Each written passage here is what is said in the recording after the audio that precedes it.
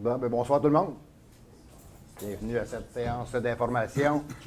On a 1 heure de prévu, mais je tiens quand même à mentionner qu'il y a une ouverture à vous rencontrer n'importe quel temps si vous voulez que j'y aille directement chez vous dans les rues. On a fait une réunion de rue la semaine passée, puis c'était intéressant, même si je trouve ça plus intéressant, plus pratique directement chez vous.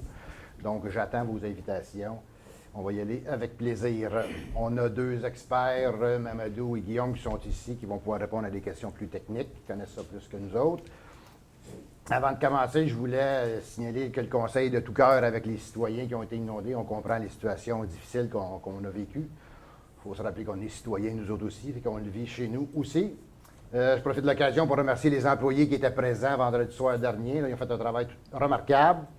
Puis même par la suite, parce qu'on a tout fait pour aider les citoyens et les accommoder puis les aider. Donc, merci à tout le monde là-dessus. Un grand coup de chapeau aussi aux employés de la compagnie qui ont été engagés pour ramasser dans nos rues, vous l'avez sûrement vu, tout un travail à la mitaine.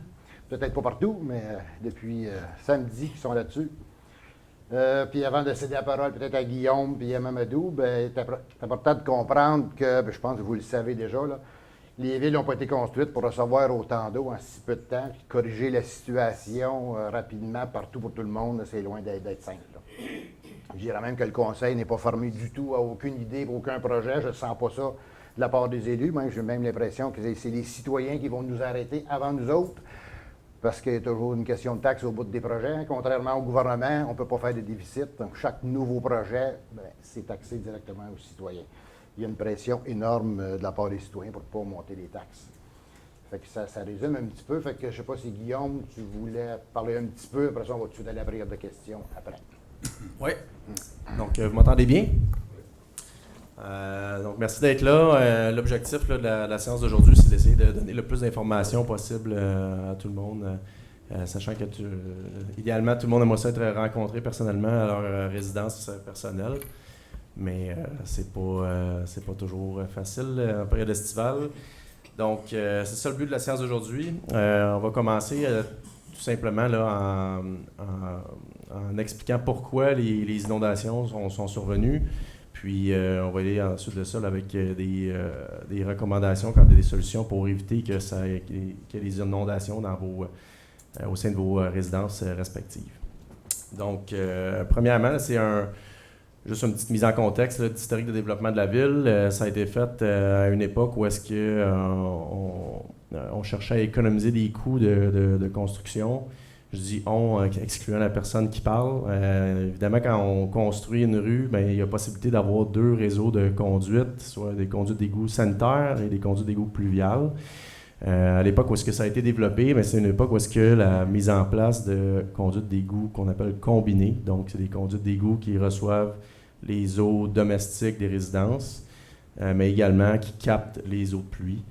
Donc, c'était une façon qui était commune pour économiser des coûts de construction. On divise par 2 relativement rapidement les coûts de construction. Donc, c'est comme ça que la ville a été majoritairement développée. À titre informatif, là, environ 90% du territoire qui est desservi par un réseau d'égouts combiné. Donc, ça donne une idée quant à la perspective qu'à chaque pluie qui arrive sur le territoire, la majorité de ces pluies-là s'en vont directement dans le réseau d'égouts sanitaires, qu'on appelle le réseau d'égouts combiné. Donc, c'est des eaux qui proviennent, qui sont captées par les gouttières, qui sont captées par les drains français, les drains de fondation, captées par les puisards de rue. Ça s'en va dans les égouts, puis ça se dirige ensuite de ça vers des différents postes de pompage. Donc, il y a plusieurs secteurs, environ 8-9 secteurs sur le territoire, qui sont desservis par des postes de pompage. Puis ces postes-là reçoivent l'entièreté des volumes d'eau en cas de pluie, de forte pluie, ils reçoivent l'entièreté des volumes d'eau qui tombent sur le territoire. Donc, on peut comparer ça un peu à vous pouvez imaginer un bain chez vous. Donc, vous ouvrez la champlure, puis il y a le poste de pompage, c'est le drain au fond.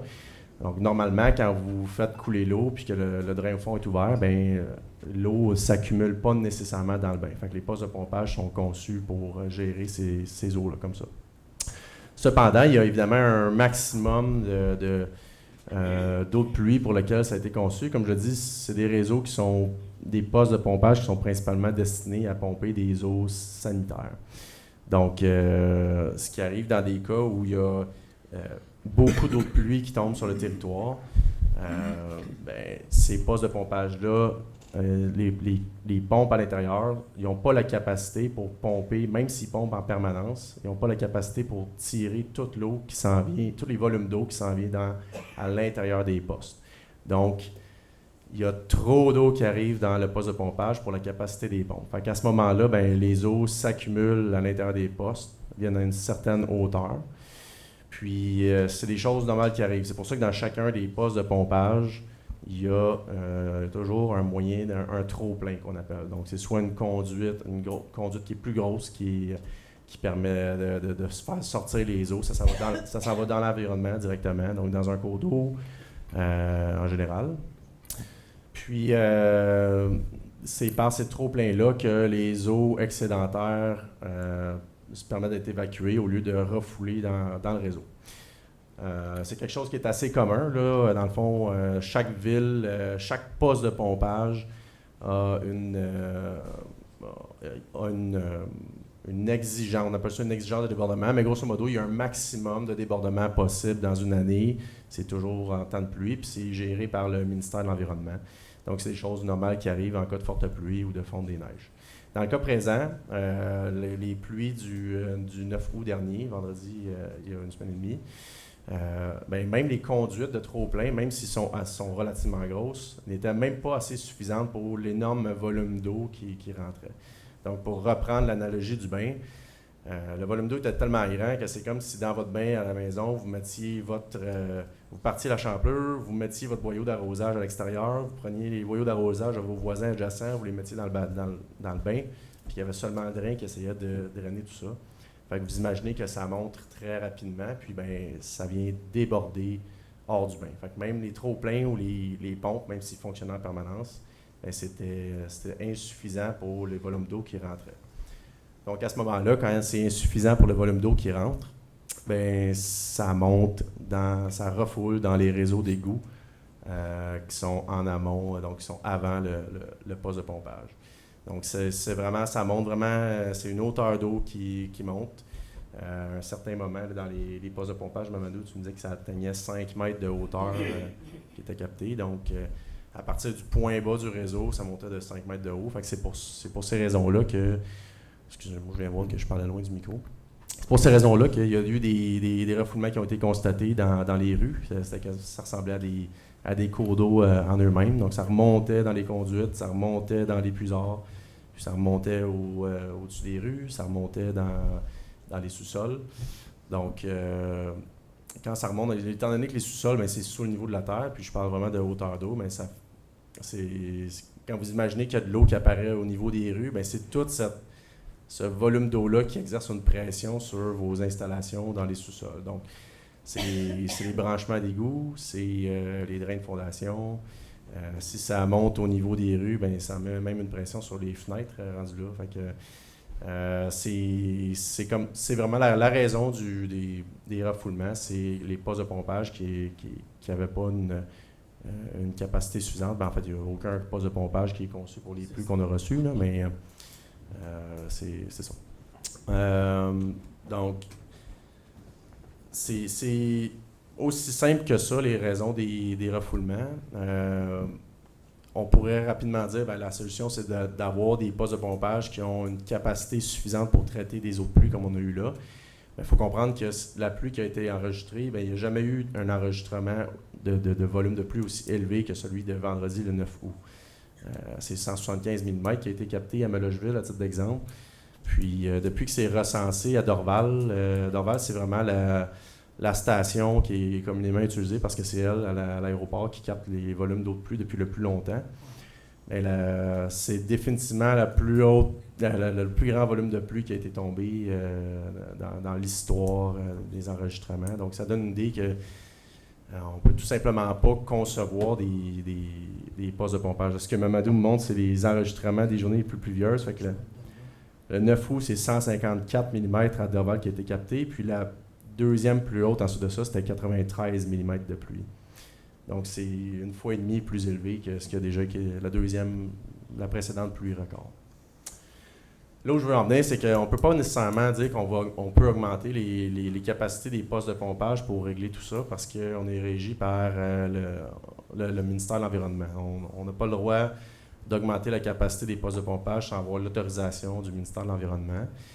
Puis eux, ben, ils préfèrent qu'on règle les solutions en amont des postes de pompage parce que ils ont peur que les villes développent trop en fonction des nouvelles capacités. Fait qu'ils demandent à ce qu'il y ait des ajustements qui soient faits en amont des postes de pompage. Donc, on a déjà un plan directeur qui est établi pour ça, pour trouver des solutions en amont des postes de pompage. On l'appelle entre nous le plan de gestion des débordements. Puis à l'intérieur de ce plan-là, bien, ça liste toutes les solutions au sein de multiples rues, mais également des projets comme d'adopter des règlements pour débrancher les gouttières des résidences, des règlements sur les branchements pour éviter que les gens branchent leur drain de fondation sur leur branchement d'égout sanitaire. Donc, c'est plein de mesures qui sont dans ce plan de gestion des débordements-là. Cependant, c'est souvent des mesures qui coûtent cher, puis il y a une capacité, on a une capacité financière pour se payer ces projets d'infrastructure-là, puis on peut seulement en faire un maximum à chaque année, comme j'imagine que vous pouvez le comprendre bien. Autrement, ça aurait un trop gros impact sur les taxes, donc comme le disait M. le maire. Donc, c'est étalé, tous ces projets-là sont ciblés, mais c'est étalé sur de très nombreuses années, puis on en a jusqu'en 2040 de projets qui sont ciblés dans ce plan-là. Donc, ça vous donne une idée de l'ampleur des travaux à effectuer. J'en reviens au refoulement d'égouts. Qu'est-ce qui peut être fait pour éviter qu'il y ait des inondations dans les résidences? Parce que ce que je vous dis quand on a jusqu'en 2040, c'est que je ne veux pas vous dire vous devez endurer jusqu'en 2040 des refoulements d'égouts dans vos résidences parce que avec les changements climatiques, il va juste en avoir de plus en plus souvent des pluies diluviennes. Puis ça me surprendrait même que celle de 174 mm qu'on a reçue, ça demeure la pluie la plus importante d'ici 2040. Là. Il va sûrement en avoir des plus grosses. Donc, il faut juste s'y préparer. Donc, les éléments qui sont possibles de faire, c'est premièrement de vérifier vos clapets anti-retour dans vos résidences. Donc, selon le code du bâtiment, à partir du moment que vous avez des appareils domestiques à votre sous-sol, puis votre sous-sol est aménagé, donc je parle ici de toilettes, de lavabo, bien, chaque appareil domestique est censé avoir un clapet anti-retour. Donc, dans ces cas-là, c'est recommandé de faire une inspection des clapets, idéalement à chaque année. C'est évidemment quelque chose qui est pas souvent fait, même chez moi, je fais pas ça en toute transparence. Mais si on veut vraiment s'éviter ces inondations-là, bien, c'est quelque chose qui est fortement recommandé de faire. À titre d'exemple, il y a des résidences qui ont été construites très, très, très récemment. On parle dans les années 2015 à 2020, que les clapets anti-retour qui sont installés sur le petit drain de plancher à côté des chauffe-eau, mais ils sont déjà plus fonctionnels. C'est des drains qui sont reconnus comme étant c'est des plus petits clapets anti-retour, donc ils sont sujets à être déficients plus rapidement. Donc, c'est le genre de choses qu'il faut inspecter souvent pour s'assurer qu'ils sont fonctionnels. Quand on a un clapet anti-retour qui fonctionne en cas de refoulement, bien, il vient fermer, ça dit anti-retour. Et donc, il vient fermer idéalement. C'est pas toujours parfait, mais c'est censé empêcher la venue d'eau. Évidemment, quand on a des grosses pluies de 174 mm puis ça monte dans les rues, bien, ça fait une très haute pression sur les clapets anti-retour. Donc, ça peut arriver que le clapet, malgré tout ça, ne fonctionne pas. Mais ça reste que, de façon générale, c'est pour ça qu'il s'est exigé dans le code du bâtiment d'avoir un clapet anti-retour pour chaque appareil domestique. Question que ça ne refoule pas par les toilettes, par les drains de plancher. C'est ça l'utilité des clapets anti-retour. Malgré tout ça, même si vous aviez des clapets anti-retour 100% étanches, ils fonctionnent tous.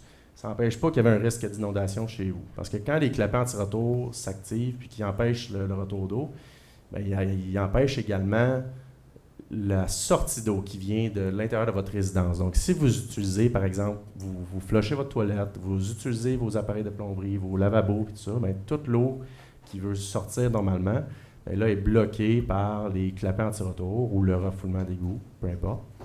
Donc, dans le fond, l'utilisation de l'eau domestique viendrait causer le refoulement à l'intérieur. Pas mal moins important que ceux qui ont eu des refoulements parce que leur clapet soit était absent ou simplement déficient, mais ça reste qu'il y a un risque de refoulement même si vos clapets sont fonctionnels. Donc, la recommandation dans ces cas-là, c'est quand il y a un risque de refoulement, c'est de venir fermer la vanne d'alimentation en eau principale. Donc, c'est souvent une vanne qui est directement très proche de votre entrée d'eau qui sort du mur de fondation.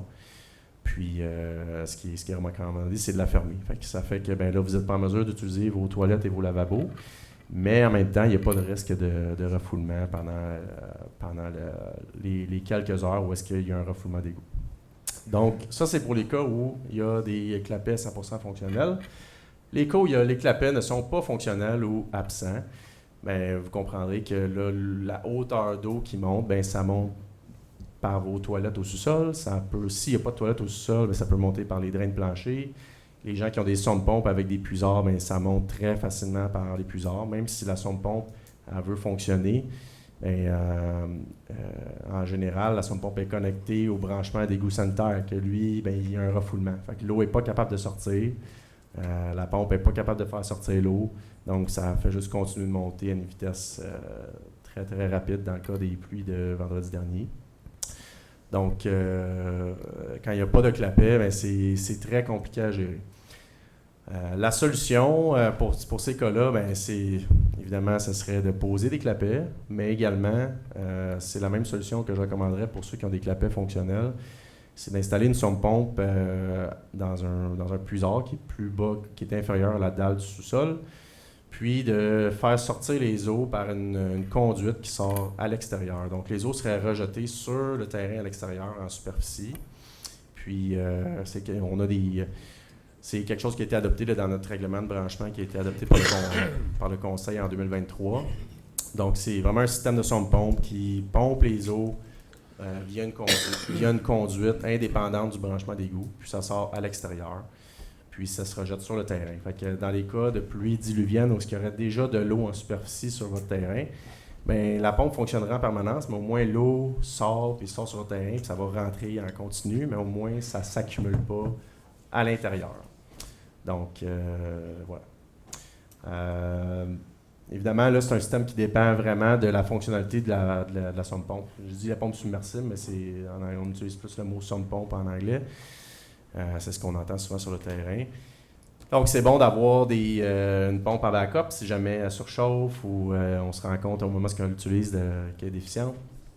Si jamais ça arrive souvent dans des cas comme ça où il y a des pannes de courant électrique, donc c'est d'avoir une pompe qui est capable de fonctionner à batterie ou d'avoir une génératrice remplie de carburant. Évidemment, il ne faut pas que la génératrice fonctionne à l'intérieur pour avoir un risque de s'empoisonner, mais c'est d'avoir une génératrice pour être en mesure d'alimenter la pompe submersible malgré les pannes de courant. Donc, c'est des solutions comme ça que ça permet la prévention. D'ici, est-ce qu'il y a des mesures qui soient faites sur les infrastructures? Mais même à ça, même s'il y a des mesures qui sont faites sur les infrastructures, qu'il y a des conduites d'égout pluviales qui sont construites en chaussée au fil d'ici 2040 ou peu importe les années que ça va se faire. Il ne faut pas oublier qu'il y a toujours un risque. Les conduites d'égout ne sont pas conçues pour des événements extrêmes comme ça, parce que si ça l'était, ça coûterait extrêmement cher pour gérer des cas aussi exceptionnels que celui-là. Donc, c'est pour ça qu'il y a toujours des compromis qui sont donnés. Souvent, les concepteurs, les firmes de génie conseil font des conceptions pour des récurrences de pluie une fois dans 100 ans. Des fois, il y a des contraintes budgétaires où est-ce que, on décide d'y aller avec des conceptions de une fois dans 50 ans. Mais pour vous donner une idée, le règlement de gestion des eaux pluviales sur le territoire exige à ce que les systèmes de gestion des eaux pluviales soient conçus pour des pluies qui arrivent une fois dans 100 ans. C'est des chiffres qui sont très théoriques. C'est des chiffres qui sont pas nécessairement... les pluies qu'on appelle de une fois dans 100 ans, c'est des pluies qui ont été des chiffres qui ont été identifiés sans nécessairement tenir compte des changements climatiques. Donc, il y a déjà des majorations qui sont faites aujourd'hui sur ces chiffres-là. Donc, ça donne une idée à quel point ça peut être théorique. Mais voilà. Donc, la pluie qui a été reçue de 175 mm, ça excède de loin là, une fois dans 100 ans. Donc, c'est pour ça que dans toutes les villes au Québec, il y a eu des refoulements qui ont été constatés, même des villes qui sont bien avancées dans la gestion de leur système de drainage. À Beauharnois, 90% du réseau qui est combiné, on ne retrouve pas ça nécessairement partout. Des villes qui sont plus développées, ça fait plus longtemps qu'ils investissent dans leurs infrastructures de drainage, ils ont quand même eu des refoulements d'égouts et des retours en surface. C'est tout simplement une pluie qui était impossible à gérer pour les infrastructures des municipalités. Donc, c'est pas mal ça, la mise en bouche. Bon. Parfait. On est prêt à y aller aux questions. Je vais vous inviter à venir en avant, vous présenter au micro, là, puis vous pouvez faire une ligne. Vous n'aurez pas à gérer on va pouvoir vous entendre aussi. Peut-être vous nommer puis poser la question. Oui, bonjour. Le plus proche possible du micro. Hein. Bonjour. Il fonctionne-tu? Il faudrait juste peser sur le bouton. Allô? Oh, OK, là, ça marche. On va reculer un peu. Bonjour, Steve Lucier, 49 rue McDonald à Maple-Grove. Ouais. Question concernant justement les refoulements d'égouts, on est ici pour ça. Moi, je comprends ce que M. Gervais dit. La seule chose, c'est que moi, mes questionnements, c'est justement les stations de pompage font leur travail, effectivement. Ça, je suis d'accord. On ne peut pas les grossir, à un moment donné, il y a une limite. Sauf que le problème, j'imagine, en amont, c'est la grosseur, évidemment, les tuyaux qui sont assez désuets, qui datent de longtemps, comme il y a comme beaucoup de municipalités d'ailleurs. Les tuyaux pluviales sont trop petits. Ben, c'est ça le vrai problème. Tu sais, vous parliez de régler en amont, tu sais, vous parliez de gouttière, je ne sais pas trop, là, je vous ai perdu un peu là-dedans.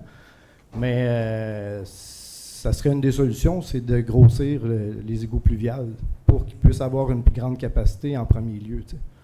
Je pense que déjà là, on avancerait un petit peu vers quelque chose qui aurait de l'allure. Tu sais. Moi, j'habite à côté de la station McDonald, qui est neuve depuis 2016, parce que d'ailleurs, j'avais eu justement un refoulement d'égout, comme je vous ai expliqué plus tôt, suite à la station de pompage qui avait lâché. Puis, tant qu'à moi, ça ne prend pas nécessairement une pluie de 176 mm d'eau pour qu'il y ait des refoulements d'égout. Les clapets de beaucoup de gens, j'imagine, sont fonctionnels. Station de pompage, ça peut lâcher, c'est de la mécanique aussi. Donc, le refoulement peut avoir lieu n'importe quand, en fait.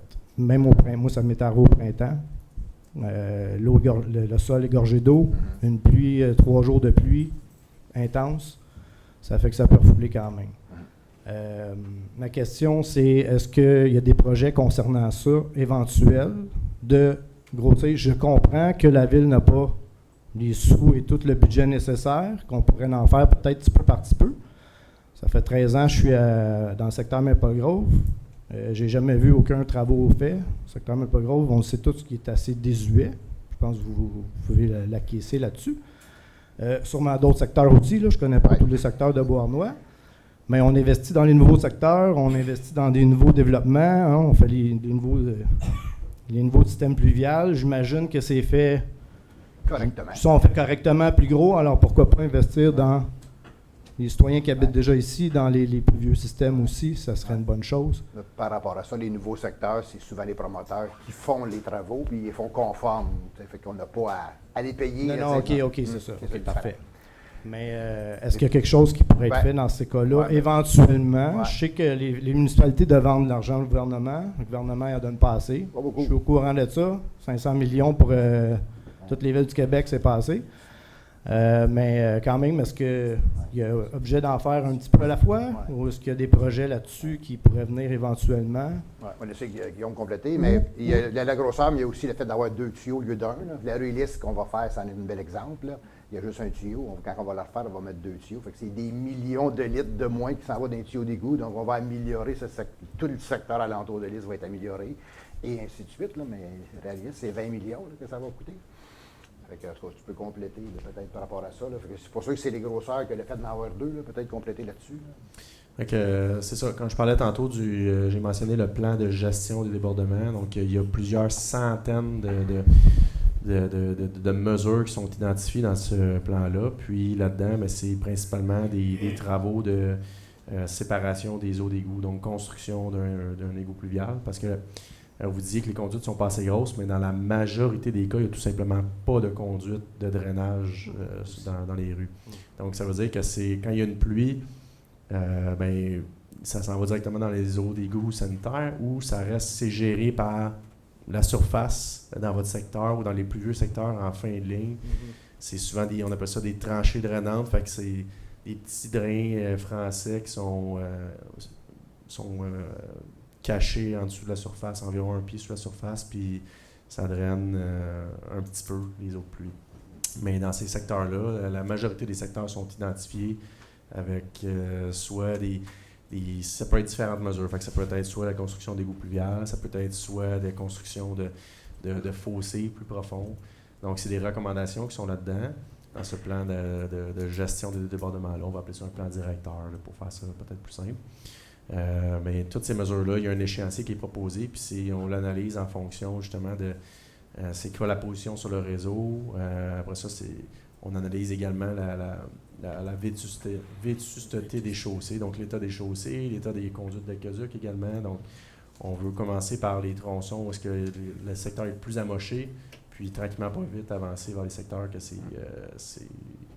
bref, on y va en fonction des besoins les plus criants en premier. Mais je vous confirme qu'il y a de nombreux travaux qui sont mentionnés dans ce plan-là. C'est ça. OK. Puis, juste une dernière chose, je sais qu'il y a plusieurs qui veulent poser des questions. Je m'en vais après, donc je vous laisse. Concernant, en fait, pour la même chose, évidemment, ça ne sera pas fait tout de suite. Moi, ça fait 2 fois que je me fais inonder chez moi. Même 2 fois et demi, parce qu'une fois, décembre dernier aussi, que j'ai eu un petit peu d'eau dans le sous-sol. J'ai pas fait de réclamation. À un moment donné, on sera plus assurable. Donc, quelles sont les solutions pour ça, pour les citoyens? Moi, on est un peu laissé on est un peu laissé seul là-dedans. Je demandais tantôt à Madame la directrice générale si je pouvais justement mettre un système excusez-moi, une fosse septique pour me déconnecter, parce que moi, peut-être que la semaine prochaine, que l'année prochaine, que dans 2 ans, ça va arriver peut-être à toutes les années que je vais avoir de l'eau dans mon sous-sol. Je ne pourrai jamais refaire mon sous-sol parce qu'à un moment donné, je ne serai pas assurable. Là, présentement, j'ai tout strippé mon sous-sol, je suis sur le béton, donc je laisse ça comme ça. Je ne pourrai jamais refaire le sous-sol où est-ce que j'habite, donc je veux savoir quelle solution pour que je puisse vivre convenablement chez moi. Ça revient vraiment à ce que je mentionnais. Là. C'est sûr qu'il y a eu beaucoup d'éléments dans mon introduction tantôt pour la mise en contexte, mais c'est ça, c'est la mise en place de sondes pompes qui permettent de sortir l'eau sur le terrain et non via le branchement d'égout. Donc, j'en ai une sur le terrain, mais là, je suis en train de me demander s'il faut que je me procure 4 pompes. D'ailleurs, je remercie justement, comme vous avez dit, M. le maire, les travailleurs de la ville qui m'ont prêté des pompes le vendredi, le 9 août, qui m'ont aidé beaucoup. Puis juste vous dire, même avec une pompe, avec des tuyaux de pompiers, l'eau a continué de monter. Ça a pris 2h30 avant qu'elle commence à descendre. Donc, il faudrait que je m'achète 2, 3, 4 pompes pour, si jamais au cas où ça arrive encore. Tu sais, à un moment donné, je peux pas... les citoyens ont le dos large, mais on peut pas... Tu sais, à un moment donné, on ne peut pas tout faire non plus. Oui, on est tous pris avec ça partout chez nous. Hein. Non, effectivement, partout au Québec. Je sais qu'on n'est pas les seuls, mais quand même, à un moment donné, il faut que, merci. Faut que ça bouge. Ouais, donc, il faut sceptique... oui, mais là, il faudra en reparler, là, parce que si tout le monde commence à se mettre des fosses septiques partout sur le territoire... Ben, c'est la seule façon que je pourrais dormir tranquille quand il y aura des pluies. Hein. Oui. On s'en reparlera de ça. Okay. C'est bon. Merci à tous. OK. OK. Oui, monsieur. Bonjour. Excusez-moi si je me trompe dans le protocole, là, parce que moi, je suis plus un gars syndical qui a travaillé dans différentes choses. Là. Juste vous nommer. Monsieur Richard Martin, je reste à 328 rue Laberge, à Maple-Gros. Comment je peux me dire ça? Moi, je suis un gars de la place, vraiment. Puis je me souviens de la rue des Patriotes, c'était à côté de Kilgare, Alain doit s'en souvenir. Puis il y avait des dévidoirs d'eau des terres qui descendaient dans les grosses pluies. Ça n'existe plus. Ça n'existe plus du tout. Que ça soit la côte à Boyer. Tiwi-Boyer, et que ça soit le ruisseau, on va dire au Boyer, là, à côté du dépanneur. C'est pareil comme si demain matin, vous remplirez la coulée à Maher, puis vous dites, on bâtit, là. C'est bien payant pour la ville, mais quand l'eau arrive, tout le monde paye. Ma problématique à moi, ça fait 2 fois. Le 11 juillet 2019, j'ai eu 2 pieds d'eau dans la cave. Honnêtement, j'ai tout fait la cave, ça a coûté 50 000. J'ai posé des clapets, j'ai tout fait au complet. Ce coup ici, j'étais pas là. Ma voisine, elle m'a appelé, j'étais au chalet. J'ai eu 2 pieds et demi à 3 pieds d'eau. L'eau, là, je suis le seul gars dans la rue Laberge, vous pouvez vérifier, qui a un fossé. J'ai eu un fossé pourquoi? Parce qu'historiquement, là, je le sais que ça l'arrivait de temps en temps, puis le fossé, il sert de bassin de rétention. Oui. Mais les eaux des terres, là, de la 30 en descendant, là, c'est ça qui est rempli, parce que quand la rue des Patriotes descend, ça descend pas, ça descend dans la rue. La voisine sont promenés à paddleboard. Fait que là, c'est la 2e fois, 2019, 2020. Fait que là, à un moment donné, je peux comprendre que c'est pas volontaire, puis c'est pas l'historique, parce que ces messieurs sont peut-être bien compétents, mais ils n'ont pas l'histoire. Puis moi, j'ai l'histoire de la place. Ceux qui me connaissent le savent très bien. Il va falloir qu'on regarde pour mettre un bassin de rétention là au bord de la traque. Parce que plus que vous bâtissez, plus que vous faites quelque chose, d'eau descend dans la rue. Moi, le fossé, là, il vient ça d'eau. Là, il n'y a plus rien, tout le monde se baigne. Puis pourtant, je ne suis pas plugué sur aucun. Ça descend vraiment dans le fossé. Fait que là, ça fait 2 fois. Là. Ce coup ici, là, j'ai encore la chance d'être très bien assuré. J'ai une très bonne assurance, puis je la conseille à tout le monde.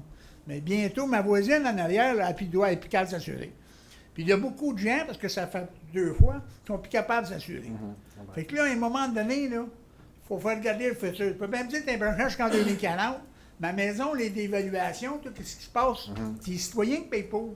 Bien beau, la rue des Patriotes, mais c'est beau, des belles maisons, on paie plus de taxes. Mais c'est pas tout le temps nous autres à payer. On a un vieux quartier, je suis un gars de la place. Excusez, Chris, mais à un moment donné, il faut faire quelque chose.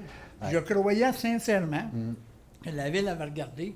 Quoi si je fasse parce qu'il y a des villes qui font comme un bassin de rétention. L'eau, on va s'écuminer un peu là. Ça va retarder le coulement, puis laisser le temps d'écouler du bas.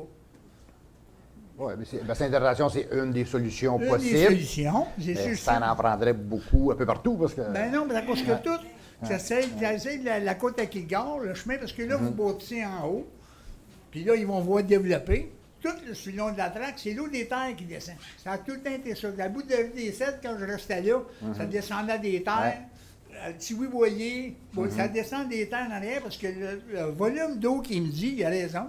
Mais, il faut qu'il y en ait quelque part. Si tu arranges juste, parce qu'il y a beaucoup de villes qui font ça, un petit bassin de rétention, juste pour amoindrir, pour laisser le temps de tout découler en bas. C'est ça que je vous suggère.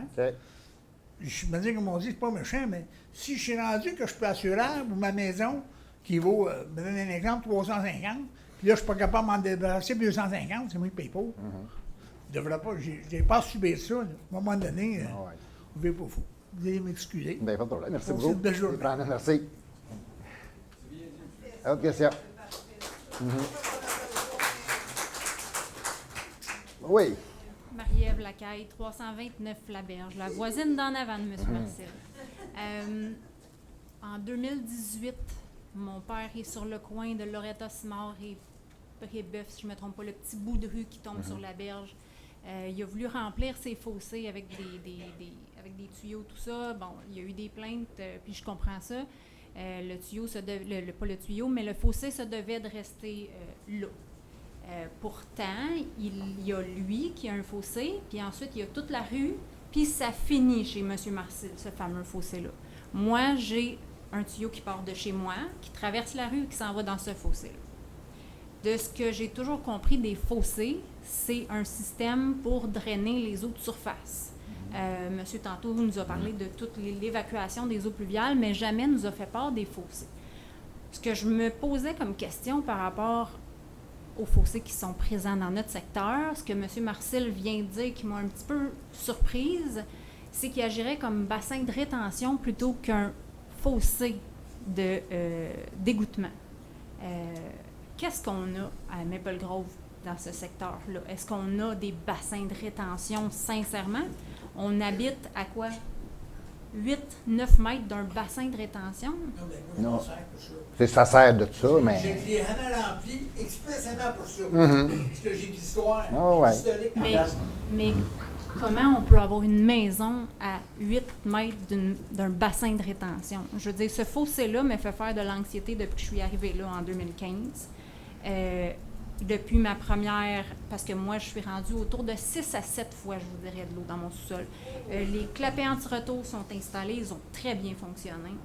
Je me suis pas noyée moi-même, malgré que ce soit un clapet fermé sur le main plutôt que les clapets de type normalement. Excusez, c'est un clapet ouvert sur le main plutôt que le clapet fermé, comme il devrait être installé au code du bâtiment, qui est la meilleure option. Le problème, c'est ce fichu de fossé-là qui ne se draine nulle part. Où s'en va l'eau qui dans ce fossé-là, puis j'ai d'autres voisins qui sont sur ces mêmes fossés-là. On est quelques-uns, là. Puis moi, je vous demande où s'en vont ces eaux-là. On n'est pas loin du lac, là. On est sincèrement pas loin du lac. Pourquoi ils ont été construits, ces fossés-là? À quoi ils servent? Puis où est-ce que l'eau qui s'accumule là-dedans devrait s'en aller? Puis pourquoi elle s'en va pas? Fait que les fossés, c'est pas conçu pour comme étant des bassins de rétention, c'est vraiment pour du drainage de surface. Merci. Quand il y a des grosses pluies, comme les grosses pluies diluviennes, mais c'est que à la fin de ce réseau de fossés-là, ben, c'est pas capable de fournir. C'est le même principe, je parlais des postes de pompage, mais les réseaux, pour le peu de réseaux pluvial qu'on a, ça inclut les faux systèmes de fossés. Mais ça également, c'était pas capable de fournir. Fait que dans ce temps-là, ça s'accumule en amont. Donc, ça monte dans les fossés. Mais la fonction des fossés, c'est pas de faire de la rétention, c'est pour drainer. Parfait. Après ça, on va regarder la rue par cœur. Je ne sais pas quel endroit que ça va sortir. Mais on pourrait vous donner l'information, puis regarder si peut-être une problématique à l'exutoire ou en chemin. Sachant qu'il y a visiblement, là, de ce que je comprends, il y a des canalisations qui ont été faites par-dessus ce fossé-là, ou de ce que je comprends. Là, fait que, il y a moyen de regarder s'il y a une problématique quelconque dans ce secteur-là. Parce que l'eau s'accumule, puis là, on parle d'une pluie vraiment exceptionnelle, celle Ouais. du 9 août, mais il y en a d'autres où je suis dans ma fenêtre de cuisine et je surveille ce fossé-là. Je vais au sous-sol, je vais vérifier, je remonte. 1 heure après, je retourne dans le fossé parce que si l'eau monte dans son fossé, ça monte dans mon sous-sol. C'est pas normal que les pluies de tous les jours me fassent faire autant d'anxiété parce que ça monte chez moi. Puis comme je vous dis, moi, j'ai le tuyau qui va dans son fossé. Donc, quand son fossé se remplit, ça remplit le tuyau qui traverse la rue, puis là, on est direct dans mon terrain. C'est pas normal que ce fossé-là se remplisse aussi souvent. Moi, j'aimerais effectivement avoir un suivi là-dessus. Voir On va le où est-ce que regarder. Là, ça j'étais va. dans ton coin vendredi passé, justement. Ouais, C'est ça en note. Oui, c'est ça. Parfait, OK, merci. merci beaucoup. Oui. Bonjour, Mathieu Leduc, 331 rue Brébeuf.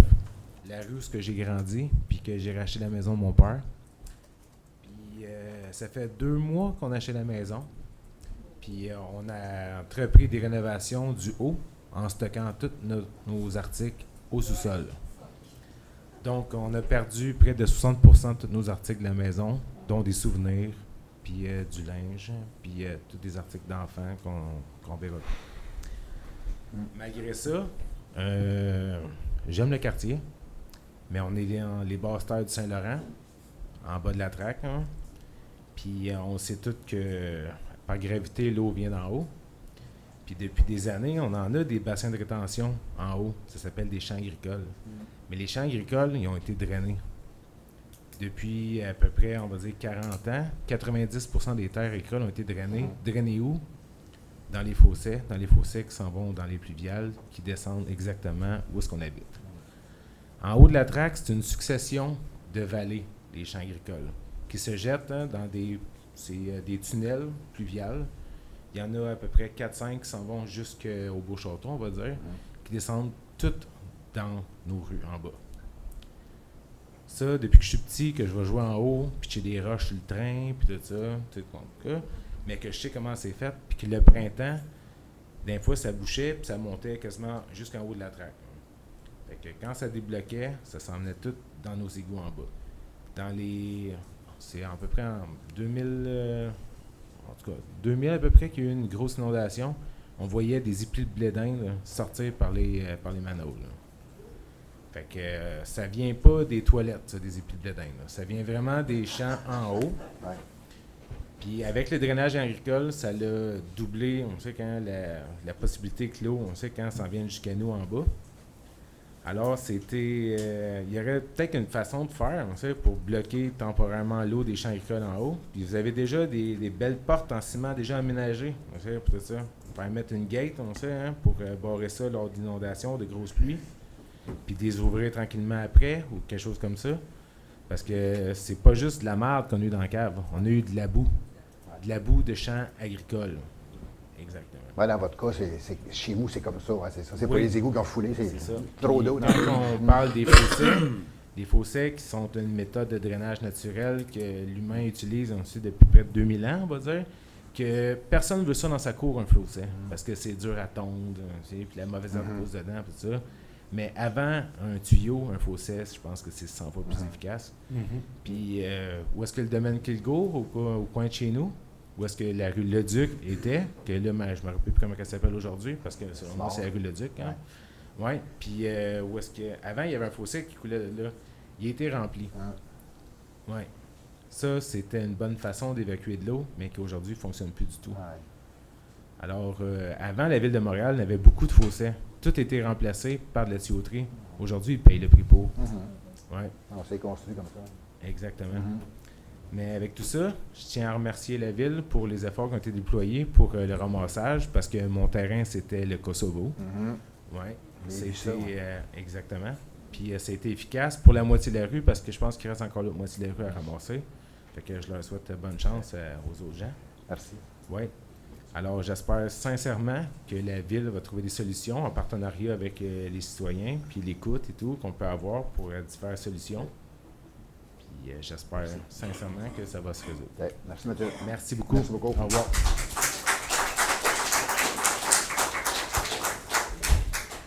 Oui, monsieur.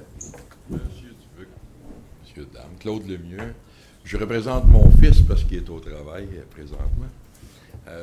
Question est la suivante. On a parlé tantôt, M. Gervais, je pense. Oui.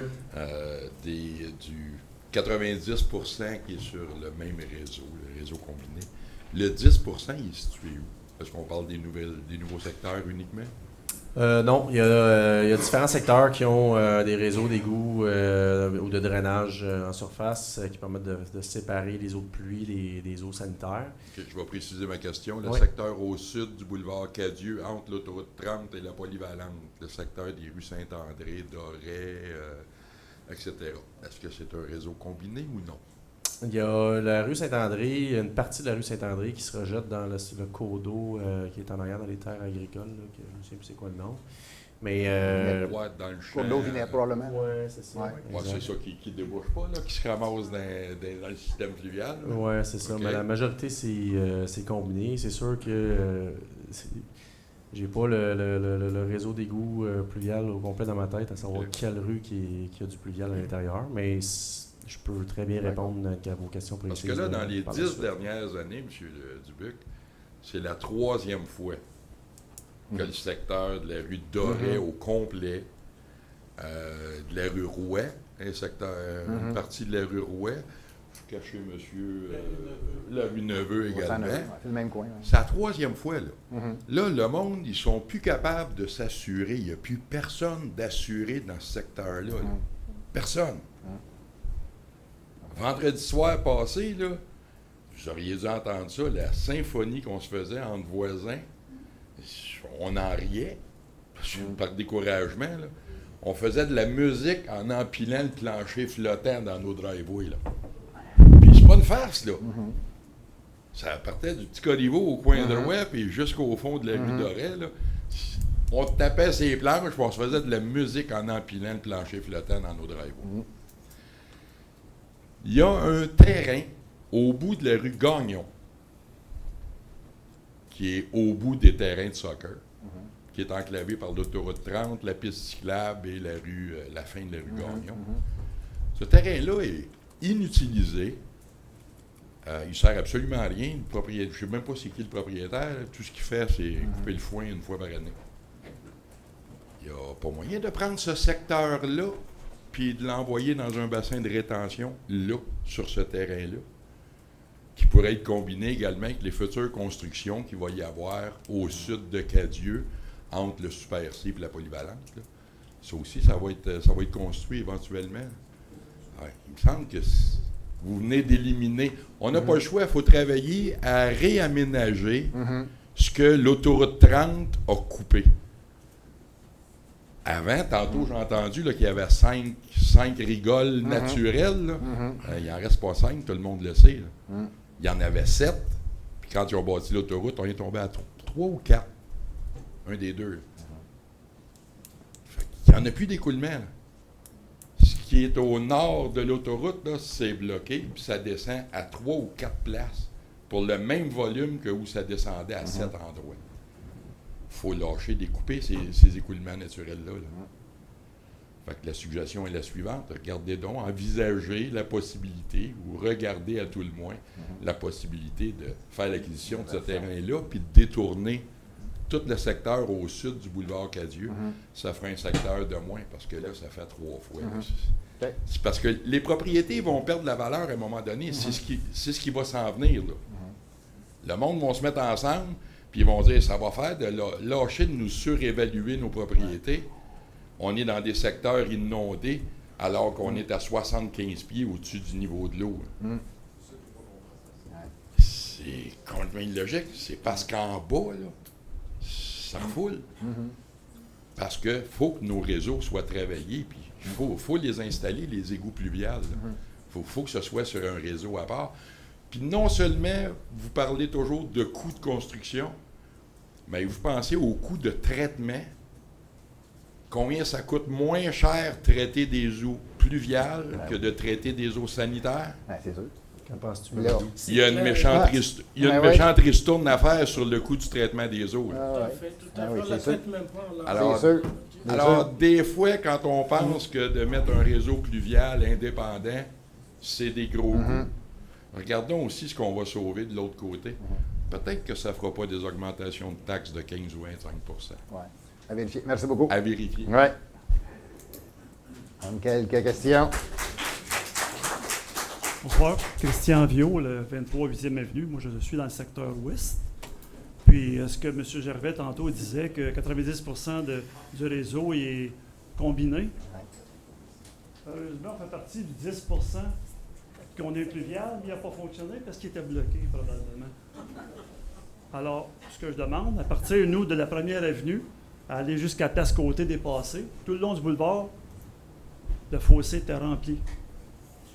Alors, l'eau pluviale des rues, il ne peut pas se déverser. Alors, ils ont rentré dans mon sous-sol, puis moi, c'est minime, j'étais là. Mais je plains tous ceux des autres avenues qui ont fallu qu'ils sortent ça des pets de stock, comme bien du monde, qui ne seront plus jamais assurables, parce qu'en 1994, j'avais été inondé, moi, ici. Puis là, ce coup-là, j'étais prête. Sauf que, est-ce que vous allez nettoyer tous les tuyaux qui traversent les avenues, à partir de la première avenue, dépasser la Place Côté, il y a des maisons qui sont sur la 132, puis plus qu'on s'en va vers la première coulée, qui est à peu près 25 pieds de creux, qui n'a aucun danger qu'elle déborde, le dernier tuyau est à peu près gros comme ça à la résidence. Alors, si les pluviales s'en vont dans ces fossés-là, il faudrait qu'ils soient entretenus régulièrement. Parce que là, il y a quelqu'un qui a passé avec une débroussailleuse télescopique qui a fait entre la 7e et la 8, puis il est tenté d'avoir des arbres qui se bâtissent là-dedans. Fait que ça ne prenait pas grand-chose. Et Kleenex aurait bloqué les tuyaux parce qu'ils ne sont pas propres. Si c'est possible, allez vous faire nettoyer par Rovan tous les tuyaux qui traversent les avenues, qui sont perpendiculaires à la 132, pour être capable d'évacuer cette eau-là qui vient des champs, mais pas juste des champs, qui vient de toutes les avenues plus haut. C'est le simple bon sens. L'eau, elle va évacuer. Elle ne pourra jamais évacuer si, comme tu as dit tantôt, dans un bain, là, on déverse 7-8 rues dans un petit trou gros comme ça. C'est sûr que ça va déborder, mais encore pire parce qu'ils sont bloqués. Si on les nettoie, pardon? C'est le fossé qui était bloqué le ou fossé, les... de la première avenue, aller jusqu'à la Place Côté. Le fossé qui est au de la 132, tu parles? 132. Soit grossir le diamètre des tuyaux. Ça ne coûtera pas une fortune, même moins cher que remplacer le PVUD dans le parc à 500, 700, 800 000. On change les tuyaux, puis ce secteur-là, au moins, il ne sera plus inondé. Parce qu'on a payé la municipalité pour faire des pluviales pour pas que les gens se fassent inonder. Puis ça fonctionnait bien, parce que j'ai jamais eu d'eau dans le cœur, moi, depuis qu'ils ont fait ça en début 2000. Mais là, Ça n'a pas été entretenu. Ben, on va vérifier ce comprend. bout-là, mais même des tuyaux entretenus, ça allait inonder pareil avec la Oui, je suis 153 000 d'accord mètres. avec mais ça, quand même. sauf OK. que si on On les va- fait régulièrement, qui devrait faire partie de votre agenda annuel, on passe, on nettoie, il passe le balai, il est capable de faire d'autres choses. Ouais, on va vérifier ça, ouais. Merci. Merci beaucoup. Il ne reste pas beaucoup de temps, là. Question rapide. Je serai pas là. Il faut commencer à 7 heures. Je suis un vieux bonhomme, mais je ne serai pas trop là. Moi, ça fait 60 ans que je reste à Mépégros, secteur Mépégros, Bois-Noir, Juste donner votre nom, s'il vous plaît. Claude Plamondon. Là, j'ai parlé avec mon assurance il n'y a pas longtemps, avant que je sois inondé. Ils me disent que comment se fait que mes assurances coûtent aussi cher? Ben, monsieur, vous êtes dans une zone inondable. Puis, moi, j'étais avec Desjardins, ils poursuivent la ville. Puis, il n'y a pas que Desjardins, les autres. Il doit y avoir des problèmes de la ville de Bois-Noir pour que les compagnies d'assurance vous poursuivent. Là, j'étais bien moi, j'ai été inondé en 2005. Ça a coûté 24 000. En 2019, ça a coûté 35 000. Là, ils sont supposés venir vendredi parce que là, moi, à mon âge, j'ai 85 ans. J'ai sorti des affaires, mais là, ils vont venir. L'assurance va envoyer quelqu'un pour enlever mon plancher puis nettoyer ça. Là, tantôt, il parlait des clapets. Moi, là, des clapets, depuis 2005, ils sont venus, je ne sais pas combien de personnes, pour vérifier mon clapet. Mais mon clapet est toujours correct. Ça vient d'en haut, on vous l'a dit, monsieur le maire. Ça vient d'en haut, les cultivateurs. Puis quand que ça vient, on avait 4 pieds d'eau, nous autres, dans le Brébeuf. Moi, je trouve 320 Brébeuf. Alors, puis là, ils ont mis des flèches partout dans Bois-Noir en 2019. Ben, puis, pour moi, il va y avoir une fête quelque part. Ils ont mis des flèches. Il y a quelqu'un de la ville qui est venu, mais moi, j'ai dit, je ne suis pas un ingénieur. Mais là, il y a 3 tuyaux qui arrivent, qui sont jetés, puis ça s'en va direct au fleuve. Puis le tuyau qui est jeté, il est de la même grosseur que les 3 autres. Ça ne prend pas un gros classique pour trouver qu'il y a un problème là. Puis je ne sais pas si... en tout cas, je regarde la flèche, je vais regarder la flèche. Vous êtes venu là, le jour dans la rue Brébeuf, à l'autre bout. La flèche est encore là. Il n'y a rien qui a été fait, personne. Je pense que dans certaines rues, il y a des choses qui ont été faites, mais nous autres, à Mépégros, dans la rue Brébeuf, il n'y a rien qui a été fait. C'est bon. Puis là, toute l'affaire des clapets, je me suis installé, comme j'ai parlé tantôt, une pompe qui s'en va, puis complètement. Mais la pompe, là, a marché, moi, là, en 2019, ben là, la pompe a fait capote. En 2019, je n'avais pas. Mais là, je n'avais 2 pompes. Ça marchait, mais l'électricité manque. Fait que là, ça allait mal. Mais moi, je pense qu'il y a un problème. Puis là, moi, j'ai tout un drain alentour de mon terrain. Je suis bien équipé, bien drain. Puis mes gouttières, ils s'en vont directement dans le fluvial. Ben, je peux pas demander mieux, mais quand ça bloque dans la rue, là, j'avais de l'eau à peu près un pied, plus qu'un pied sur mon terrain, parce que là, les gouttières, là, en marchant pas, puis tout ça, rien marche. Fait que là, c'était le problème. C'est bien beau, les gouttières, puis de mettre ça sur le fluvial, mais quand le fluvial ne fonctionne pas, ben, on se retrouve avec ça. Alors là, j'espère que ça va être la dernière fois, parce que moi, à mon âge, je pense pas de rester encore 10 ans là. Alors, je vous C'est bon, remercie. merci. On l'a en note de votre coin, ouais. On va aller. Merci. Ben, 2 rapides, là. Oui, on va essayer. On va faire ça. Mario Villot, 69 modèle.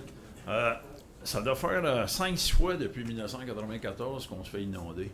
Puis en 2019, en passant, là, le maire à l'époque, il me dit « Ah, on n'a jamais vu ça, avoir de l'eau comme ça. » Fait que là, il faut s'attendre qu'on va en avoir dans le futur, puis il faut y aller avec le futur.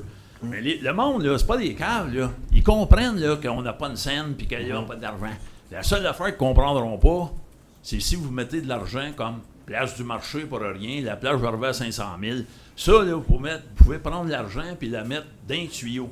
Puis en passant dans rue Morel, là, on en a eu pareil, puis hostie, on est pluvial. Fait que, on ne sait pas si c'est le Maine qui n'a pas fourni ça ou ça les garantit pas tuyaux. rien, ouais, c'est Je ne ça. sais pas trop. Mais ça, j'ai peut-être voir dans le champ, là, à l'autre bout. Là. Fait que, tu sais. C'est bon. Fait que, c'est ça. Merci. Merci, Mario. OK, bye. Une dernière. Après ça, là.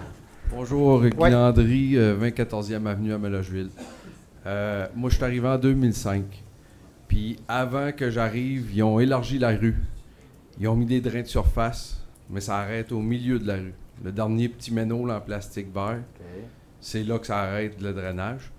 Puis là, je me dis, pourquoi que à ce moment-là, ça a coûté des sous là, d'élargir la rue, excaver et tout, puis qu'ils ont quand même laissé juste un tuyau. C'est juste ça que je veux dire. On va vérifier ça. Étrange. Quand tu ouvres, tu ouvres. Merci. Une dernière. Bonjour, merci pour votre travail, merci pour cette plateforme. Juste pour mentionner le secteur, parce qu'il n'a pas été mentionné dans les dernières personnes qui ont passé, c'est la rue Raymond, la petite rue Raymond. Toute la rue a été inondée. La rue Richard, puis une partie de Saint-Clément. Puis nous aussi, on avait été inondés en 2019. Fait que c'est juste pour mentionner. Oh, il n'y a pas de problème. C'est pas mal partout, je dirais. Est-ce qu'on sait combien de résidences? Est-ce que vous avez un chiffre? On a eu 160 appels, je pense qu'on avait eu. Mais... dernier, on était à 190. 190, mais moi, je pense qu'il y en a bien plus qui l'ont été et qui n'ont pas appelé, qui ne l'ont pas dit. C'est ça. Merci. OK, merci beaucoup. M. Bellemare? Oui, juste rapidement, ce qui a été soulevé tantôt concernant le drainage agricole, moi, j'avais remarqué ça aussi. Je suis allé dans 2 congrès de l'UPA. J'ai mentionné des gens du ministère des Affaires municipales. Ils m'ont dit « Ah, je pense que vous exagérez. » J'ai dit « Écoutez, si on draine autant les champs, puis il le faut pour l'agriculture, mais moi, je pense que... » Puis ça, c'est au niveau du ministère et au niveau du ministère de l'Agriculture également. Il faut qu'ils reconnaissent le problème. Puis, comme vous le disiez si bien, monsieur, il doit y avoir moyen de pouvoir aménager certains ruisseaux et certains fossés, tout simplement en mettant un tuyau un peu plus petit pour que les fossés eux-mêmes servent de bassin de rétention le temps que l'eau s'écoule. Parce que moi, je peux vous dire que j'ai vu l'eau du fleuve monter devant chez moi de 25 pouces en 2 heures. Le lac Saint-Louis, monter de 25 pouces en 2 heures, c'est de l'eau.